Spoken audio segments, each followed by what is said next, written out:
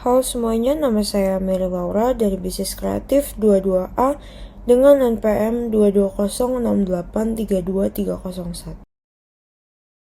Oke, jadi kali ini saya akan membuat tutorial cara membuat balance sheet, juga menganalisa balance sheet modul extra accounting pada Odoo 16 di MacBook Apple.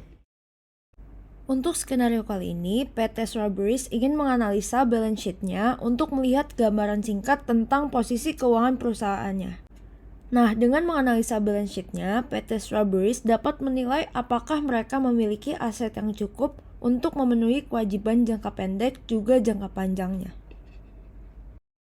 Di MacBook Apple, berikut langkah-langkahnya.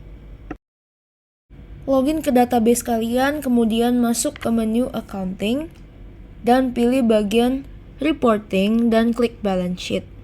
Di sini kalian bisa mencentang All Entry dan mencentang Display Credit Debit Column.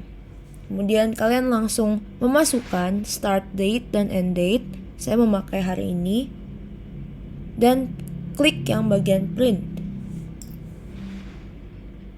Kalian bisa menunggu dan akan otomatis terdownload PDF-nya ke laptop kalian. Seperti ini tampilan balance sheet-nya. Oke, first of all saya akan ngejelasin dulu istilah-istilah yang terdapat pada page ini.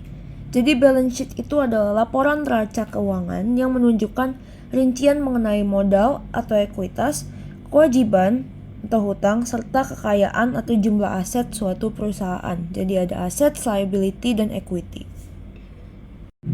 Assets atau aktiva yaitu barang atau harta perusahaan yang dimiliki dan dapat memberikan manfaat ekonomi di masa yang akan datang, seperti kas, persediaan, tanah, atau bangunan.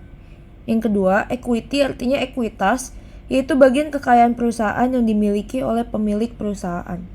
Ketiga ada liability atau kewajiban, yaitu kewajiban yang harus dipenuhi perusahaan kepada kreditur seperti hutang dagang dan juga biaya yang masih harus dibayar. Keempat ada outstanding payments, artinya pembayaran yang masih belum diselesaikan.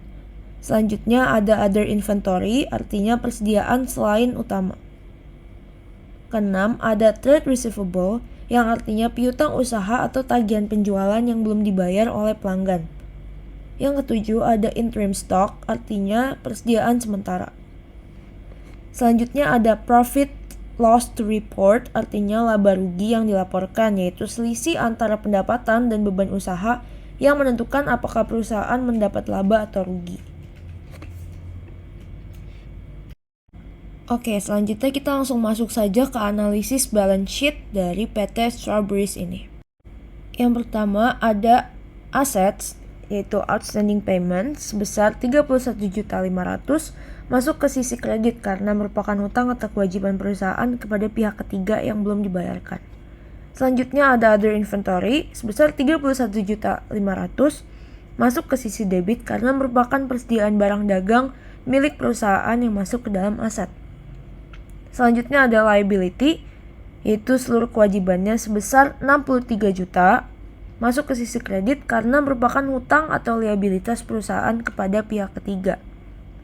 Selanjutnya ada trade receivable sebesar 31.500.000 masuk ke debit karena merupakan piutang usaha perusahaan kepada pelanggan yang termasuk aset. Selanjutnya ada interim stock sebesar 31.500.000 masuk ke debit karena merupakan persediaan sementara yang dimiliki perusahaan dan termasuk aset. Nah, di bawah itu profit loss to report-nya menunjukkan angka 0 karena tidak ada saldo laba rugi karena laporan ini hanya balance sheet saja, bukan laporan laba rugi. Jadi kita bisa lihat di list pertama, balance sheet di debit dan kreditnya seimbang, yaitu 94.500.000. Oke, dengan ini analisis saya telah selesai. Kurang lebihnya mohon maaf. Terima kasih.